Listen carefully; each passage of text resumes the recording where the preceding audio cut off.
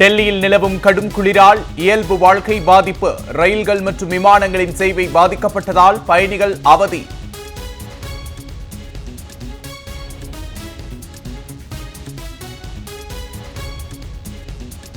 உத்தரப்பிரதேசம் உள்ளிட்ட வட மாநிலங்களை வாட்டி வதைக்கும் கடும் குளிர். அயோத்தியா நகரில் தீமூட்டி குளிரில் இருந்து தற்காத்துக் கொண்ட பொதுமக்கள்.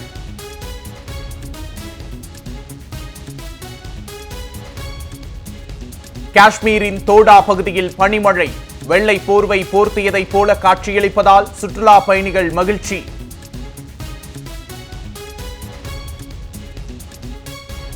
எழுபத்தெட்டாவது குடியரசு தின விழாவுக்கான ஏற்பாடுகள் டெல்லியில் தீவிரம்.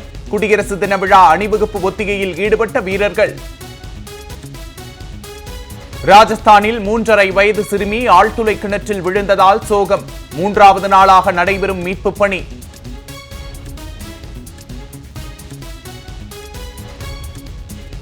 உலகம் முழுவதும் கிறிஸ்துமஸ் கொண்டாட்டம் கோலாகலம். புகழ்பெற்ற வாட்டிகன் பேராலயத்தில் நடந்த சிறப்பு பிரார்த்தனையில் ஆயிரக்கணக்கானோர் பங்கேற்பு.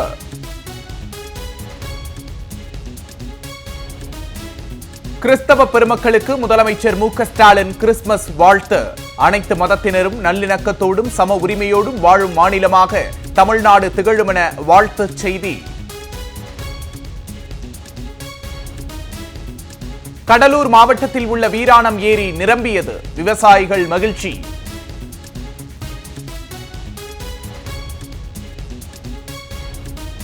உத்தரப்பிரதேசத்தில் நடைபெற்று வருவது பாஜக இரட்டை என்ஜின் அரசு அல்ல, இரட்டை தவறு அரசு. சமாஜ்வாதி கட்சி தலைவர் அகிலேஷ் கடும் விமர்சனம்.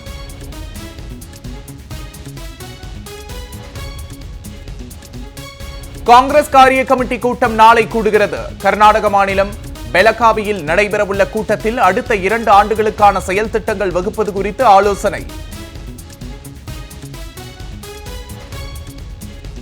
விலைவாசி உயர்வால் மக்கள் கடும் அவதி. ஒன்றிய பாஜக அரசு கும்பகர்ணனை போல தூங்குவதாக ராகுல் காந்தி விமர்சனம்.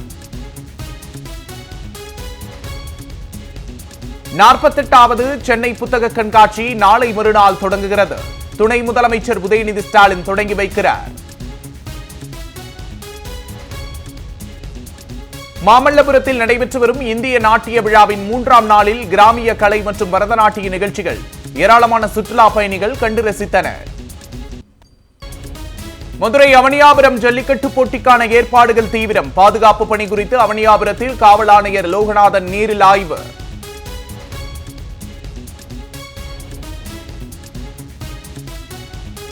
சென்னை விமான நிலையத்திற்கு மீண்டும் வெடிகுண்டு மிரட்டல். 1 கோடி ரூபாய் அபராதம் விதிக்கப்பட்டதையும் மீறி மிரட்டல் விடுக்கப்பட்டது குறித்து விசாரணை தீவிரம்.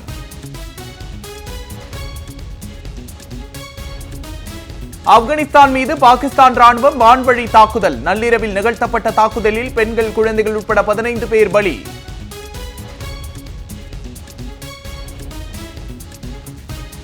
இந்தியா ஆஸ்திரேலியா இடையிலான பாக்ஸிங் டே டெஸ்ட் போட்டி நாளை தொடக்கம். மெல்பர்ன் நகரில் இந்திய வீரர்கள் தீவிர வலை பயிற்சி.